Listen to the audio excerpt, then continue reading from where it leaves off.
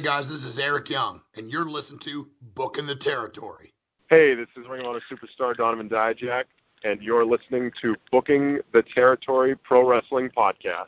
This is the one-man gang. You're listening to Booking the Territory Pro Wrestling Podcast.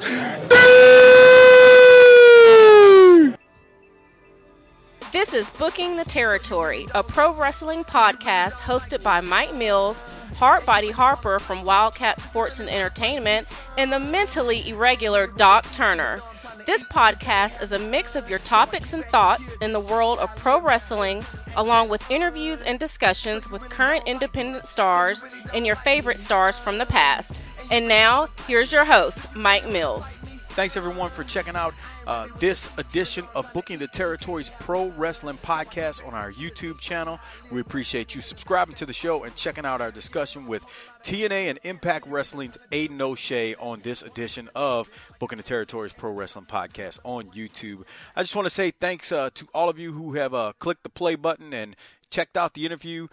If you enjoy the show and enjoy the discussion, please do me a favor. Once you are done, go check out our RSS feed. And what I mean is check us out on Podbean, Stitcher, Podcast Addict, TuneIn Radio, wherever you get your podcast from. We drop a weekly episode audio podcast where we discuss and review WWE, TNA, ROH, and all that good stuff, and the pay-per-views that are going on. We like to have fun. I promise you, we won't bore you. Either you'll love us or hate us, but the language is colorful, and we have a great time. Along with each and every week, not only do we discuss the current state of wrestling, but we always bring on a talent in the world of professional wrestling to interview them. And we've had on the likes of Donovan Dijak in the past. As you know, this week we've got on Aiden OShea. We've had on the One Man Gang. We've had on Sam Houston. We've had on the Beer City Bruiser from Ring of Honor. We've also, so we've had on a plethora of talent, and we look forward to having on numerous more guests in the future as we grow Booking the Territory's Pro Wrestling Podcast. Again, subscribe to us, Podbean, Stitcher, Podcast Addict, TuneIn Radio, iTunes, all that good stuff. And if you could write us a 5-star review if you enjoy the show on Stitcher and iTunes, we would greatly appreciate it. And follow us on Twitter at BTT_podcast. That's pretty much all I got. I want to thank you again for listening to the show, and hopefully you'll subscribe to us on our audio podcast. Let's kick it over to the Aiden OShea discussion right now. Asked you a question because I've been doing this podcast for about a year, and it's already recording. But so I got a bunch of buddies in the professional wrestling business, and you ever get tired of doing these? As I asked you the first question. You know what? Like, I'm pretty selective about which ones I do. I do get asked quite often, and just due time constraints with life away from wrestling, I just don't get to them all. Yeah. So I try to do them, and to keep my name out there as far as in the fans' mind. Here and there, but I think sometimes like they get a little bit redundant sometimes because it's like, all right, you've asked the same questions from different, talking heads that you're, to the same audience essentially, which is a wrestling fan. So that's the other aspect of it. But yeah, that's about it, man. I only ask, man, because I've had on, I've talked to guys like Donovan Dijak and Beer City Bruiser, and I remember talking to them going like, hey man, if I ask you anything that you've said, you've mentioned on another show, just let me know, man, and you can be short with the response, because I do try. I mean, it's impossible to listen to every single interview that a guy has done, so but I try to be aware of that. One of the things I like to do, man, is I actually will ask non-wrestling related stuff. Like, for example, the very first thing I almost always ask everyone is just real sports, like, are you a real, like, I say real sports, you know what I mean? Pro football, basketball. I mean, you follow anything favorite leagues, favorite sports teams? I think you're from Chicago, right? Yeah, no, I'm definitely a Chicago sports guy in general. I was born and raised in Chicago. I guess it just kind of depends on the season. I'm not like a fair weather fan sort of a thing. I mean, unfortunately, my Blackhawks just got bounced out of the Cup playoffs. That is what it is. But my family seems to be pretty big hockey fans, especially the later it gets into the season, especially probably like the last 10 years or so when the Blackhawks have really developed like the dynasty they've got going. And then big Chicago Bears fans. Watch a lot of Chicago Bears football. I do the fantasy league thing here with some buddies from college. I'm not one of the diehard guys that I think I pretty much suck at it. But it's still fun. I like what the Bears are doing in this offseason as far as the draft goes and rebuilding the team. Um, and then baseball. I mean, baseball has been red hot right now in Chicago. Two best teams in baseball right now. But my allegiances do go with the Southsiders of the Chicago White Sox. The Cubs are kind of like the hot team right now as far as popularity goes. But I grew up going to Sox games, throughout my childhood. My dad's been in construction pretty much my entire life, and a lot of contractors would gift him, freebie tickets or through Little League or whatnot as thank yous. And I mean, there was a lot of time we'd go to multiple games a year. So those are my main teams, man. Like, I'm all Chicago. I'm not a big basketball guy. But yeah, those three sports, those three teams are pretty much, if I'm going to watch some sort of pro sport on TV, it's going to be that. I do a little bit with MMA, mostly gravitating. I'll watch a Bellator fight here and there. I gravitate more towards UFC because I think it's the predominant name. Obviously, it's the Premier League. I'm not as heavy into it as I was when I was really doing a lot of boxing and some jiu-jitsu myself. But I do watch it. I do keep tabs on it, especially the big fights. I really like Conor McGregor. I like his attitude. I like the man's his style, his work ethic. I think he's the kind of star that UFC needs right now, which I think is kind of one thing that's hurting them. They don't have a lot of the big stars they had, maybe as recent as 5 to 10 years ago. Like, you had the Titos are gone, the Liddells are gone, Rich Franklin, all those guys that were, 10 years ago, or, early 2000, 2005, when that boom period hit for them. Man, those guys were the men, man. They were everywhere, and they were putting on some great fights. But it's like anything else, it's cyclical. It'll come back. I think popularity is will be there for a while as a new sport, but that's kind of what I'm into, man, as far as those sports go. I know what you mean about UFC. I really hadn't talked about this with anyone, but I see there was that boom period, and then you had the UFC reality TV shows that kind of grew from them. I remember Tito being on what was it called, Ultimate Fighter. Yep. Yeah, the popularity. I remember it booming, and like you said, it's still popular. It's not like it's dead or anything. I mean, it's still very popular, I should say. But yeah, I know what you mean by the stars. Not as many in the current period, but I will give him that. A guy like McGregor. I mean, he takes it to the next level with his ability to get out there and do his thing and be a personality at the same time. Yep, so he gets it. Yeah. Hey man, you said something about hockey. So I grew up in the South, deep South too, man, New Orleans. So we never played hockey. We couldn't play hockey. Yeah. We didn't have rinks. But I actually had a listener of ours who kept tweeting me about watching hockey, man. You got to watch hockey. And and Brian Fury, when I had him on my show, Brian was like, man, there's nothing like playoff hockey. You got to watch it.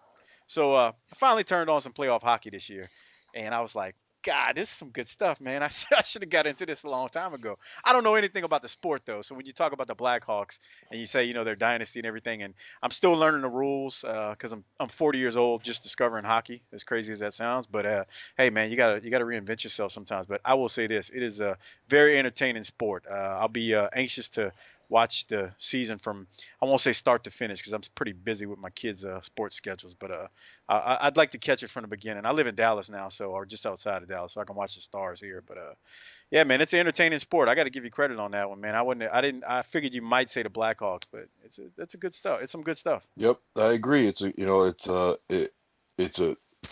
me, I want to call it a complete sport. You have to be so good at so many aspects of it. You have to be a great athlete. You have to have the endurance to skate like these guys do. You have to be physically and mentally tough because it's hard on the body with the hitting, and mentally tough because it's a long season, and then there's almost, the second season comes into play, which, their postseason, where, now you got to really dig deep and Yeah. grind it out. So, it's from a TV standpoint, it's great TV, and from a sports standpoint, it's a great sport to watch. I think it's made too for today's like environment where our attention span due to Twitter and different things. We got so many distractions. To me, because there's no stoppage in play, it's I find myself when I watch a game, I can stay focused on it. I'm not looking down at my phone as much. I'm not, being as distracted other things outside of it. That is, baseball. God, that's becoming very hard for me to watch. But that's what I find too about it. And I don't know. Hockey's kind of like it almost like the hard hitting of it. The only thing I'm struggling with is watching the puck, I should say, because I'm still getting used to how to everything proceeds in the game and icing and offsides and all that good stuff. You know what I mean? No, it's one thing that a lot of people, I've heard before, like, it's hard to follow the puck, or, Yeah. but, again, you start learning how to watch the flow of the game. And, Right. and then you're right, like, it's a very fast paced game. So, like, yeah, the breaks are not as often, or the downtime or the stoppage in play. Um, so the action is keeps you going, and Yeah. you blink and you can miss how fast that puck, going 100 miles an hour, a little black piece of rubber, goes flying Right. across the ice, like, you miss it. So you do have to stay, somewhat focused. Yeah. It's very entertaining sport. I give you credit on that. It's funny you said that outside of you weren't a real big basketball fan and you grew up in Chicago, so that that time period when you were coming up was the Bulls dynasty. So that was that's interesting. No, I did watch it back then. I Okay. don't think there was anybody in Chicago that didn't watch it back then. Um, You just weren't like a big fan, is what Yeah, more like a I'm yeah. more casual. Like, if someone wants to go to a game or someone gives me tickets, man, I'll go. You know what I mean? Like, I Yeah. couldn't name the, outside of the big names on the team of the Bulls, like, Derrick Rose and Jimmy Butler, uh see, look, I'm blanking out, like the tall guy with the crazy hair. Rodman. No, I'm talking nowadays. I'm thinking. Joe Kim Noah. That's what I'm Yeah, saying. yeah. It's You're like talking about the team now. Yeah, yeah. it's I like got you. those are the guys I know, and that's it. But those are the guys, like, probably, those are the the star players on the team. So, like, Yeah. I just don't follow it as much. It's not something I played growing up, so I really don't have a big connection to it. And other than, Yeah. watching Jordan and Pippen and all those guys, like, growing up, like, some of it's hard to hold up to watching a team now, any team from that sport. So, Yeah, yeah, we always remember the from our younger days, and it's like I hear people make the comparison, and I don't watch enough of it nowadays to be able to say if the Golden State Warriors are better than the Bulls that won 72 games. But I mean, in my mind, I'm saying to myself, I watched that team start to finish. We had the Superstation in New Orleans, so when you WGN, I watched that, Bulls. I watched the whole season and every playoff game. It's hard for me to go, yeah, Golden State's better. I mean, it was Jordan and Pippen, and that team was great. yep. So I don't know. It's everything in our minds from years ago is always better than the current. To me, at least. At least we perceive it that way. Whether it is or isn't is up for debate. But I know in my mind that's how I always think about it. Like when I always, I don't know what you grew up watching, or even if you grew up watching wrestling, you might not have been a fan, but when I talk to people about like the old days, I mean, the territories were great to me. That's what I grew up watching. But, the weekly television probably wasn't as good as I see it in my mind nowadays. I mean, the storylines were good, but, you basically had guys you had your big names and they were just beating up jobbers on TV every week. You didn't get like the big matches. To go to the big matches, you had to actually go to the arena to see the spectaculars. If I'm making sense, you know what No, I mean? yeah, you're right. It's 100% how it was, but that's how the business, for the business standpoint, has evolved since then. Yeah. I mean, not only, cable and everything else, but, like, why are you going to essentially then, like, there wasn't a whole lot of money for a territory wrestling promotion in TV, like, some of those companies, they had to pay for that airtime, so Right. they weren't getting, so it was a business expense. They weren't making money on ads or sponsorship or anything like that. So Yep. you did things to entice people to come to see it live to where you Yep. did make your money, and cable and internet. And I think even now, how social media and how entertainment is delivered nowadays is still in flux. Even like WWE Network and a la carte style delivery, like, your Netflix, your WWE Network, Hulu, all those things. They're game changers. So like how people are going to adapt and move forward for it, that we're still finding that out. Yeah, we are. You make a great point. We're in the middle of it. I don't think people realize that how much. I think to me, I could be wrong, but I look at it. I think the only thing that is going to be an attraction television wise is going to be, to me, live sporting events on TV, because like you said, you got your Netflix and your Hulus and the WWE Network. I think there's going to come a point where I don't know if cable companies become obsolete, but it wouldn't. I'm not going to put it past it that something takes its place. Now, whether that's Netflix and the ways we're catching other television now, I don't know, but we're in flux with it, and I'm hoping the wrestling business keeps up with it, because I've been a fan forever, and I want to see the wrestling business thrive in whatever model that ends up being. So I'm hoping so. Hopefully, it helps out and makes there's even more promotions where guys can make good money at. I mean, that's my thing on it. I want to see it succeed. I want to see it grow. I think I think you're right on to part of that, and I think I've actually had this conversation with Billy Corrigan, because we'll shoot the shit about like how entertainment is becoming more a la carte. Like and him and I will often like email or text or something, like an article along this thing. So it's like kind of a running conversation point for us about like I can't remember the name of the technology or the company doing it, but like mega corporate entertainment corporations, say like a Disney, ABC, or Viacom, whatever they're out there. I think the one particular, the last one I saw a while back was Disney owned, ABC Disney, where you would subscribe to the service directly to them and pick what networks that they own that you would get viewership of. So you could do like an all ESPN family, you could do all Disney family, you could do all ABC News family, and then you could pick and choose out of what with these things and create your own package. And this was all something that was coming potentially in the future. So you think about, they are cutting out the middleman. You're going direct to the consumer from the source. And I think WWE kind of caught that. And I remember probably like 2007 or 8 being on the road with WWE and having a talent meeting, and Stephanie McMahon and Vince, saying up front in front of the locker room, John Laurinaitis up there saying like, this is the way entertainment's moving in the future, and everything's going to be a la carte and on demand, where you're going to watch what you want when you want it, and it's rotating sets of shows or series, but you can watch it when needed, or save it for later. Yeah. Here we are, a handful of years later, they throw out the WWE Network and change their business model. So, they knew back then, and I'm sure other people know it too, but they had the wherewithal to put it into play with all the content that they have. Yeah, I mean, it would take you years. It'd take you a lifetime actually to watch if you are a working person and got a job. It would take you a lifetime to get through everything they offer on there. I mean, it is what it is. Hey, so one of the things I wanted to talk to you about was tell me if I'm wrong with these dates or information related to your time in WWE's developmental system, whether that's OVW, FCW, Deep South. You were pretty much in their system. Was it from 05 to 09? Yeah, pretty much, man. I signed with WWE like just after like Thanksgiving of 05.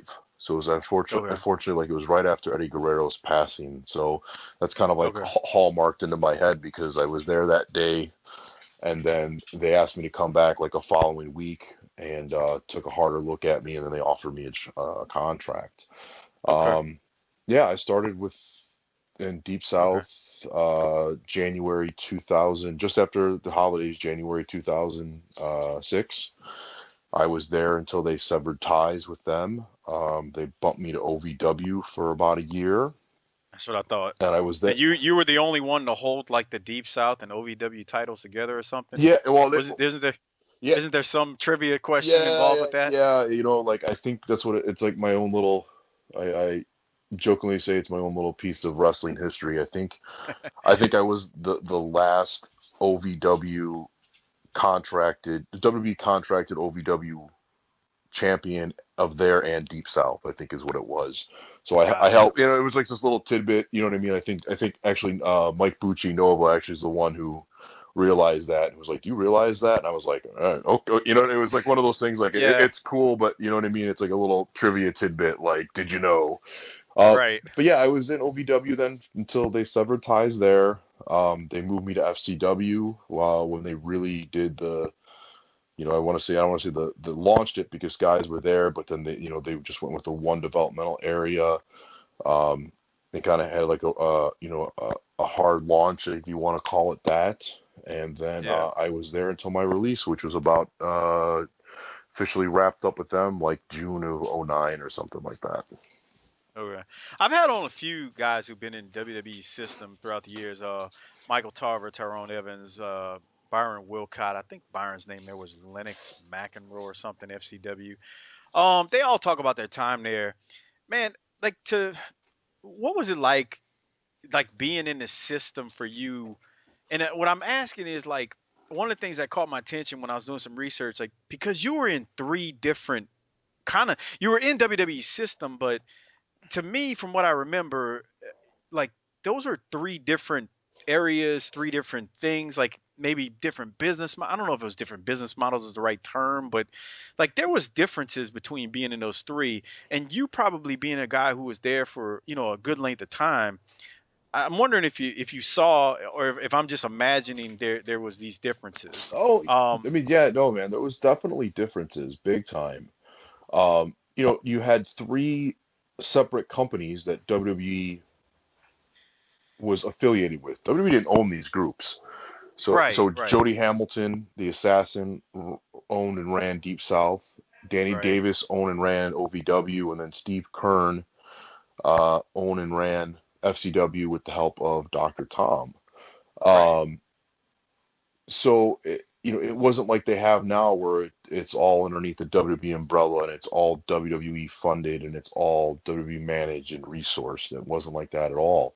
So you have different business philosophies at play. Like in Deep South, like we trained our balls off, man. I'll be honest with you. Like, we didn't have a whole lot of shows. We had a weekly show every Thursday night that was taped for like a TV style, but for a long time didn't have a TV outlet for about 6 months. And then we finally got one. And then we started running a few shows at the Six Flags over Georgia and some other small shows. And, they really weren't doing all that well. Gotcha. And then, to go to OVW, who had their machine up and running for a number of years, thanks to, Jim Ross and Jimmy Cornette getting that started. That was in essence the first developmental system. Really, they took it out of, just having a warehouse clinic every couple months, I guess, with what there was prior Right. to having a full-blown camp. So like the machine was up and running, the infrastructure was already there, like the TV was already known. And we had, when I was there, I think the year I was there, I want to say they had almost like 200 events over the span of a year, Damn. and all, the Ohio Valley area. And, TV would draw 400 or 500 people. And then, some of these small town shows, you get maybe 100 people, maybe you get 300-400 people, depending on where you're at, like it was, you can kind of almost liken it to the old Smoky Mountain. Yeah. You're running a high school gym somewhere in the Mid-South, or you're running like some, boys and girls club somewhere, or a rec center, and it was a very similar feel to it. FCW, I kind of caught it, I think, at a infantile stage. Like I wasn't there at the beginning where they were looking for a building or rehabbing everything. Like we got there just as they were finishing up the arena and the training facility. It was probably I shouldn't say probably, it was probably the nicest training facility we had. We had 3 rings in the back training area. We had one in the arena room, and like a lot of all the the lights, the cameras, the entranceway, all that stuff was things that they had sitting in Stanford that they weren't using, so they sent it to us. So like the whole feeling was much more of an upgrade and top notch. Again, a lot of training. Yeah. Because like, and the infrastructure wasn't there yet. Steve Kern and Dr. Tom were still out there trying to hustle and find places to get events and work with local promoters in Florida to build that. So a lot more training, less volume of shows. I was there when they initially launched the TV show there for the Sunshine Sports Network, which was like the Florida, a lot of the local Florida college teams and high schools, and I even think some baseball and stuff was on. Yeah. But yeah, you're right. The different training philosophies from the individual coaches, different business philosophies from different ownership. And then also, like, whatever the big thing that came down was, what did WWE want, or what did we think they wanted at the time? So I think that's a huge difference to where they've gone now with NXT, not only granting it as like another brand that actually does tours, but Right. it's from what I said in other places, like it seems like I've heard it's Hunter's baby. Like, he got the keys to the kingdom, he has the Right. resources, and there's writers specifically for that working with him and working to create storylines that fit within the WWE universe or what WWE wants to present, and develop characters WWE wants, as opposed to just kind of, it was great because, from what I went through, coaches allowing you to develop your own feel, your own character, your own voice with their help. But the one thing that I always thought was kind of missing was that piece coming down from Stanford to where it was like, okay, like, we see you as this sort of a character and possibly can utilize you at this, but we need you to move in this more of a direction, and we need you to turn the volume up on this and turn the volume down on that. Or, hey man, this just isn't going to work. We just need you to come up with something new. And there wasn't a whole lot of that. So a lot of times, you're going and you're thinking you're going in the right direction, only to find out that there's nothing there for you at the end of it. Oh yeah, that's frustrating. So, Yeah. and so I think they've kind of, learned from that, and learned ways to, they've, like I said, they've created a whole, not only just a couple of stars, for their product, but like a whole product filled with stars. So, Yeah, it's incredible. I so mean, it's unreal. I think, lessons learned, and, things changed, everything's underneath their umbrella and it's financed by them. There's no, want to say middlemen or affiliations or partnership. It's all streamlined, and that's what you got. It's crazy. Can you imagine, like, okay, so this is some of it 10 years ago for you now, or close to it with the Hmm. whole FCW thing. Man, can you imagine, like, I swear, like, everybody I talk to in the business and professional wrestling, man, it just seems like everything's built on timing. Like everything, I mean, if you're not, like, I was talking when I was talking to Michael Tarver about it, it's like, it's just a matter of right place, right time. I mean, there's so much talent, especially he was talking about the WWE system when we talked about 2 weeks ago. He's like, man, there's so much talent there. He's like, it's just a lot of time. It's just timing. It's just a matter of being in the right place at the right time with the right person looking at you and going, bang, I got something and this guy can pull it off. And before you know it, you're this huge star versus, you know, just being someone in that system who goes through the motions. There's nothing wrong, but they just go through the motions in That the system. you hit the nail on the head, man. It's really what it is, especially when it gets to that level. Yes, you have to have I would say, a certain level of talent, and Right. once you're beyond that level of talent, and this is something that I learned, it was an eye opener, and Steve Kern and Dr. Tom were the one who taught me this, where it was just like, when you get to this level, they assume everyone is at least a certain caliber of talent. And beyond that, sure, having being more talent will help you out and make you Right. a better performer, but it's not necessarily going to give you more opportunities. You're in WWE, you're expected to be a professional, you're expected to be uh, amongst the best and most well trained pro wrestlers out there. Okay, so beyond that, like, what else is going to give you that opportunity? So, me prior, I think it was the mindset, like, you just got to work harder, you got to get better. Well, you're already there. You're already better than probably 90% of the people that are out there because of Right. the training you've gotten and the opportunities you've gotten within the system. But yeah, like in here, and on the flip side of it, like a lot of people, I've caught a lot of eyes the last year with a little bit that I've done as Aiden OShea, the Thug. And people are like, well, where'd this come from? It's totally different. It's like, okay, well, go back 8, 9 years ago when I was in OVW as OVW champion, calling myself the ass kicker, Jay Bradley. Mm-hmm. Okay, the look's a little bit different, but the attitude, the wrestling is very similar. Go back to what I did in 2013 in OVW when I was with TNA the first time. Very, very similar. Like, Yeah. the microphone work, the talk game, the in-ring work, it's very similar. But okay, it's like Billy Corrigan and Big come in and we kind of dress it up a little bit different. I'm seen in a different light by a company with different management, with a different set of eyes, Mm-hmm. and now it catches people's attention. So people will say, yeah, it's totally different. And I've had other people, mention to me like, it's just totally different from what you're doing before this, that. But no, I just have a different set of eyes on me who are then showing more light to it and letting it grow as opposed to just being a guy there. Yeah, that's you hit it. That's so much to it. I mean, like you said, you did. There are some differences, maybe appearance wise, maybe outfit, your gear, what you got on, but there's a lot taken from earlier incarnations of who you were.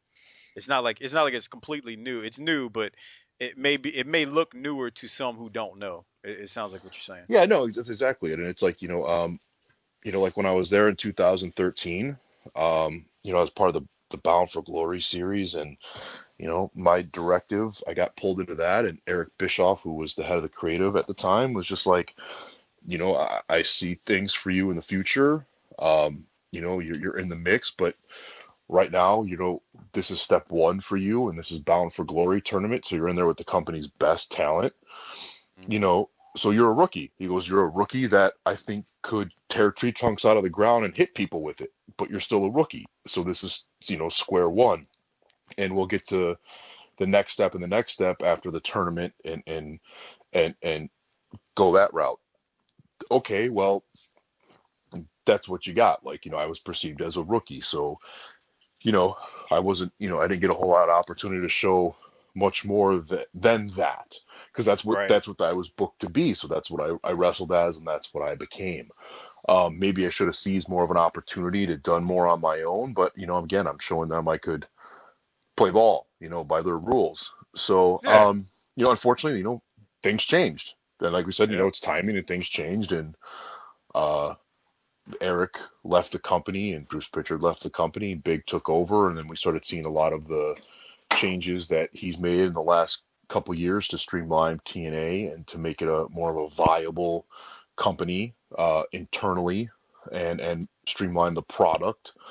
Um, hey, and that's what it is. Now that I was able to have the opportunity to come back and work there again, and present myself in a different way. Again, new person, new time, new place, same company, but things have changed, and new coat of paint on me as a performer. Well, this is what you get now. I gotta while we're talking about new performer, I'm gonna plug your Aiden O'Shea Twitter for you. So it's at Aiden O'Shea TNA, and I've sent you a couple of tweets. But if anybody out there's listening and not following you on your Aiden O'Shea TNA Twitter, you got to go follow Aiden, because man, I'm not gonna sit there and say it's gut busting laughter, but it is some pretty good stuff, man. You're pretty original with some of your retweets. Let me just say that I was reading one earlier today from Rebel, who who tweeted out, "Can you bring me chapstick?" And you said chapstick, been kissing too much ass toots. Hashtag the thug.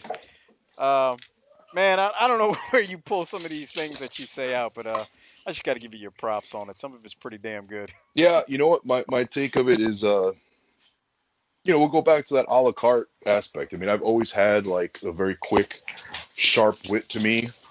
Yeah. I have to kind of keep that in check sometimes, like because you do that in the real world or with the wrong person in your personal life, and you're up shit creek, man. You know what I'm saying? So I've had to learn to temper that, but I don't have to do that with wrestling, and I don't have to do that Yeah. with Twitter. I can amplify that, like, and go back to timing and everything else like that. Well, and going back on what parts of your personality you have to turn up really loud to become a star, and other aspects you have to turn down or let the other one shine through. And I found that's one thing that's worked for me.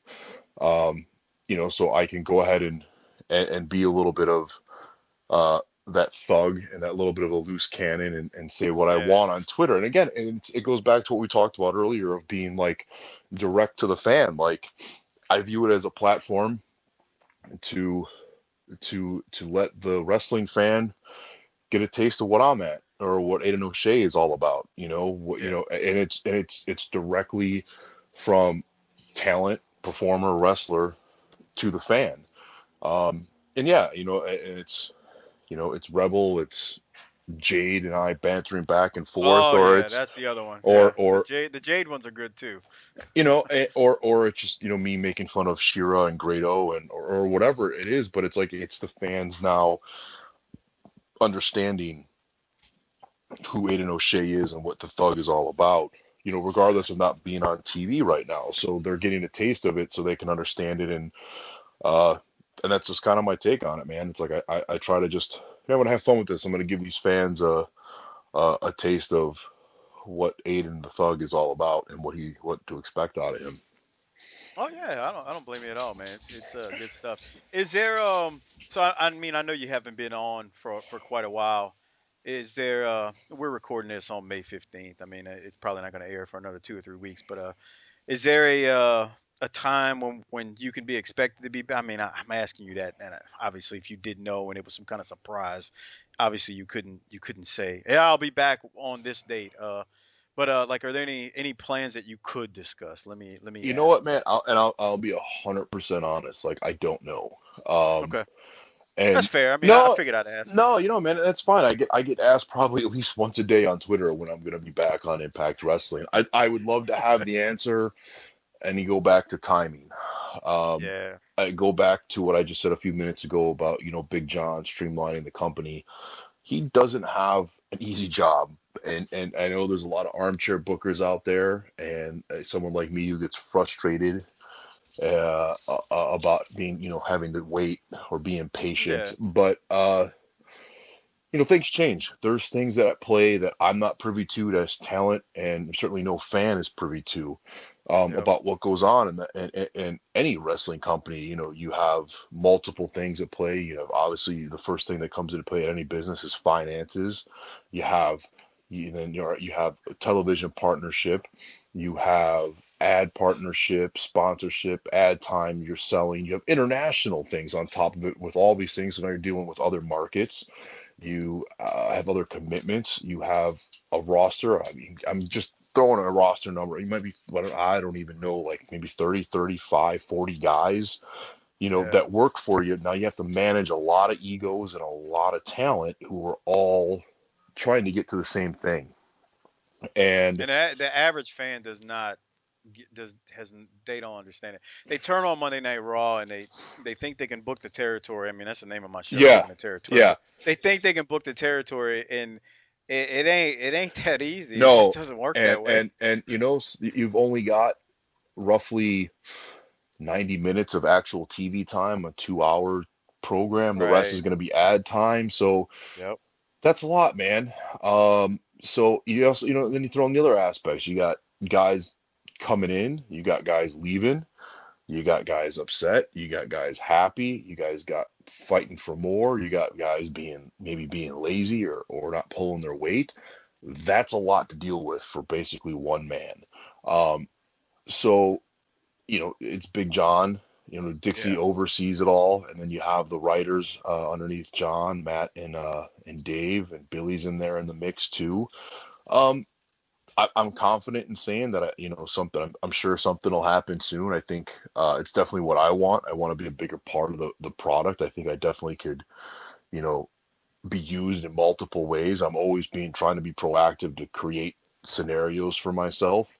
I think the fans want to see me get in there and mix it up. I think it would be good for a lot of people. It give a lot of people a lot of fresh matchups, a fresh character. So I think it's just a matter of time. And again, the right thing. I don't want what happened with me in WWE to happen in TNA, where I'm just kind of thrown out there and just being told like, we'll figure something out as we go, or something will happen. Well, that didn't work out too well for me. So I would rather try to temper my frustration and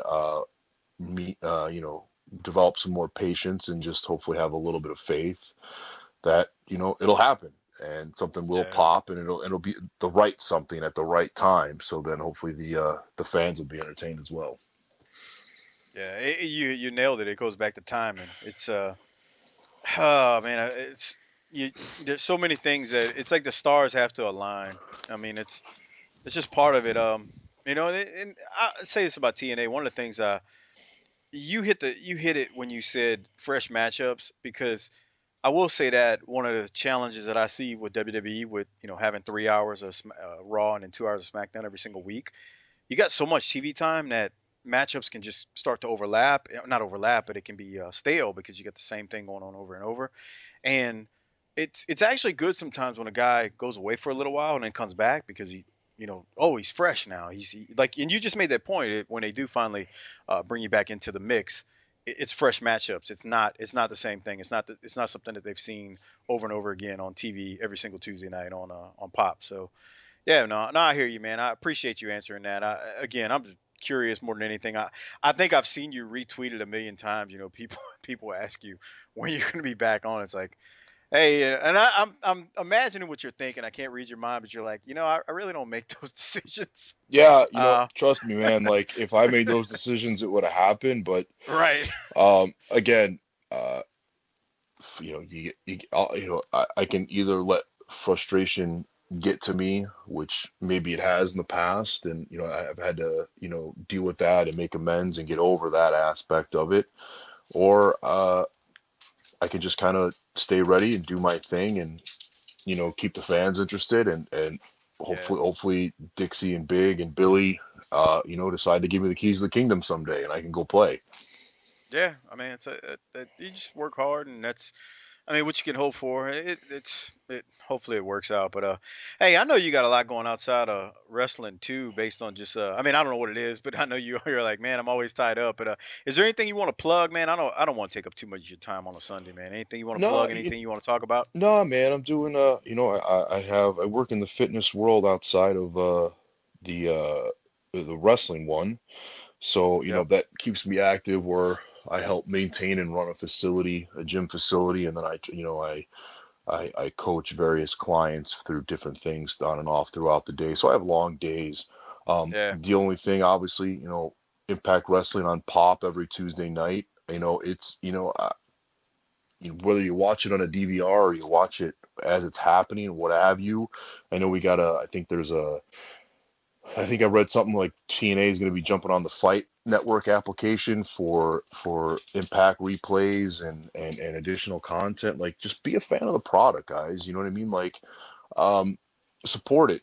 I know people, it seems to be the status quo or the thing to do to watch or to say TNA is going to burn or something like that. And I don't understand that mentality, but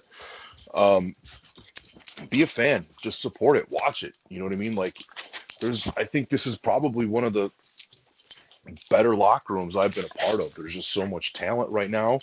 And I think I heard someone say it in another interview, maybe it was Mike Bennett or his wife, Maria, where it's kind of like TNA 2.0. And I don't see that in a bad way or TNA Renaissance. Like, it's no secret. Any fan that's followed the product or followed wrestling for any, last 10 years can see that the TNA is changing the last, year or so. New network, Yeah. new leadership, new ideas coming into play from an outside the wrestling world mind, like Billy Corrigan. Um, you're seeing an influx of new stars. Guys are getting opportunities. Hopefully I'm going to be one of those guys soon that, there's a lot of like guys like Pepper Parks, been around forever, man. Yep. And now he's getting a crack at it. Another guy like Marche Rocket, who I know from Chicago and I wrestled a bunch of times. You know, there's something there with that guy. Now he's going to get a chance to let that shine, and then hopefully with the help of the company and its coaches and its agents, it's going to grow. Um, Yeah. that's an exciting thing for me. I honestly think about it. Um, that's an exciting time for the fan. Like, all right, like WWE. And I don't mean to.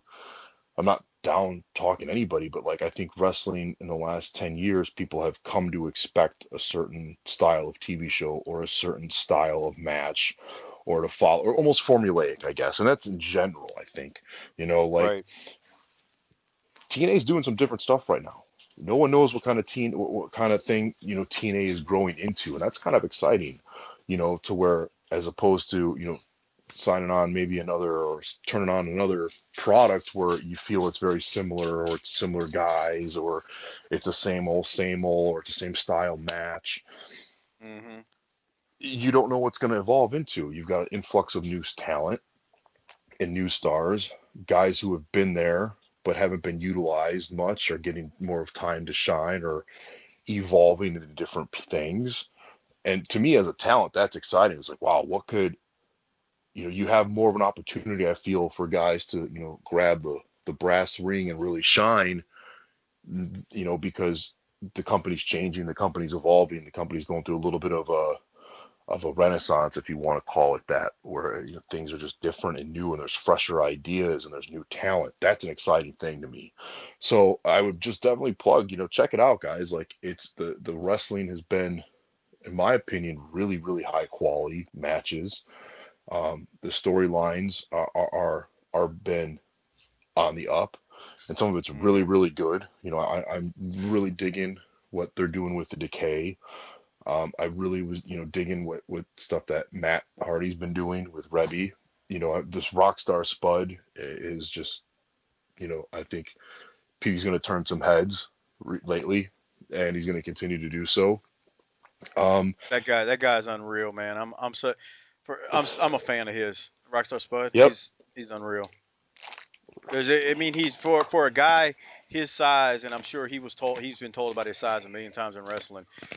His personality, and there's something like, how you just look at He's got guys got an it factor, and that's all it is, right. man. Like, I look at him on TV, and I've never met him and never had him on, and just he's there. It's there. You can see it. He glows, and that's something that you want when you're looking at a talent. Yep. You said Marche Rocket. I've actually had Marche on the show, and man, I enjoy talking to him, and his level of excitement, joining TNA is just unreal.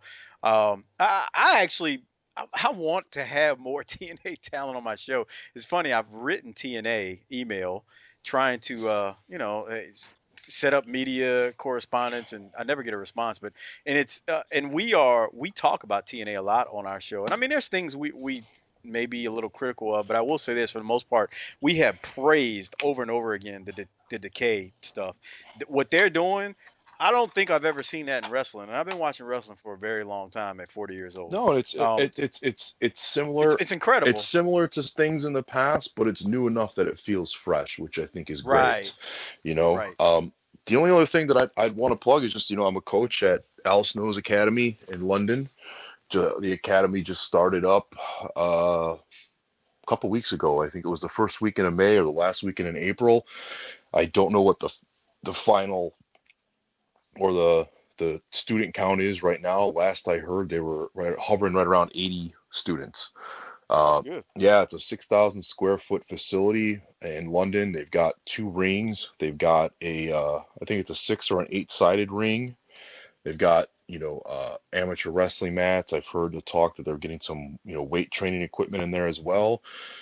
But I mean, man, like, it's going to shape up, I think, the place to be. Some of the things they've got planned, with the coaching staff at play, besides, obviously myself, Al's business partner, Simon, um, alpha female, Doug Williams, Johnny Storm's involved, Joe Legend's involved.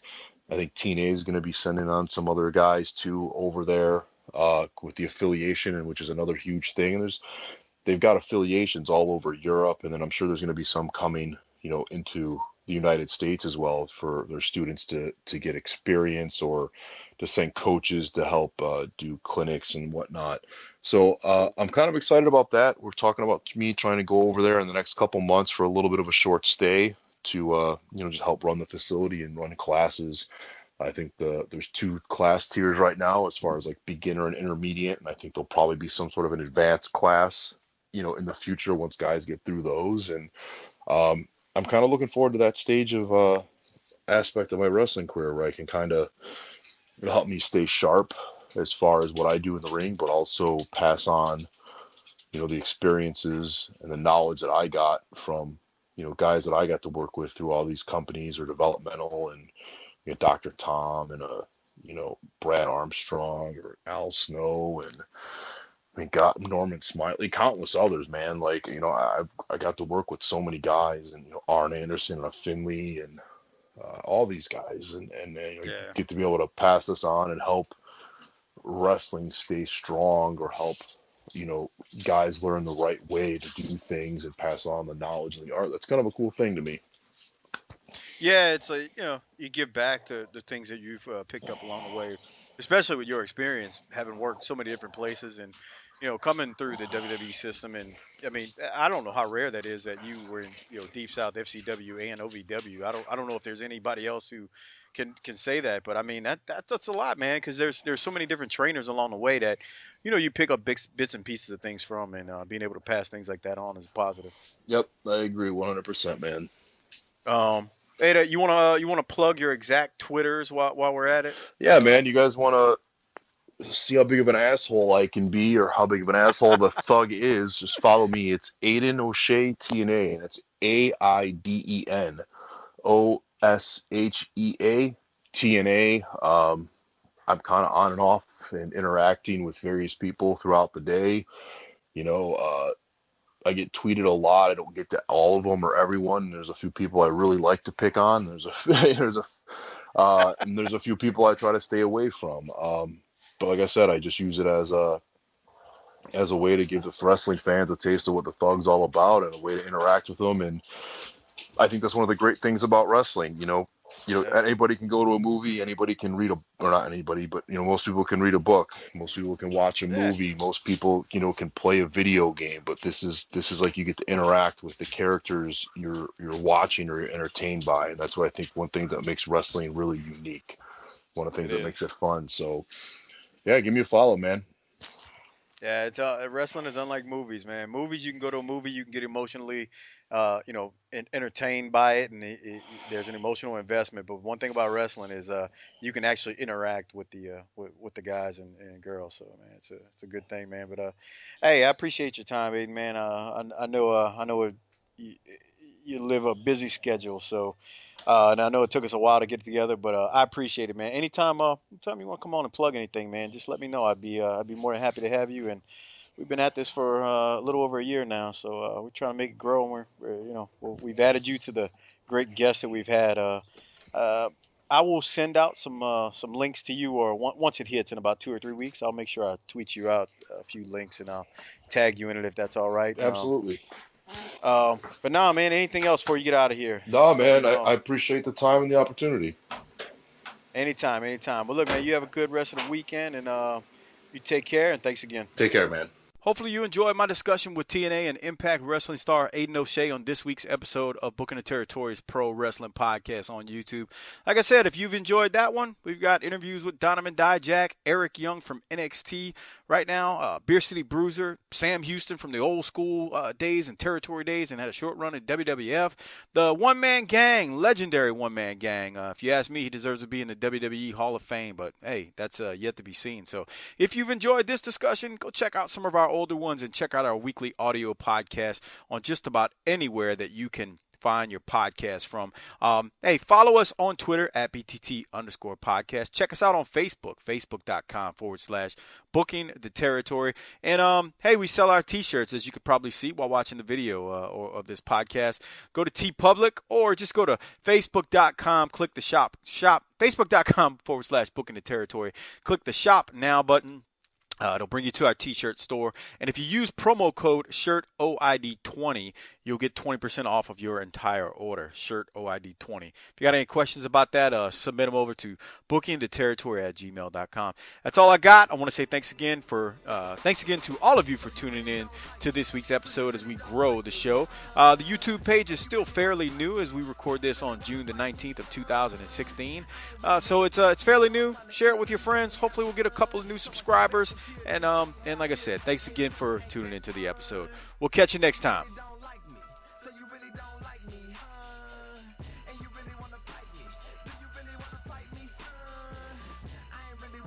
Even though I'm trying to eat and you can't have none, so I kick back and chill, just show you how I live.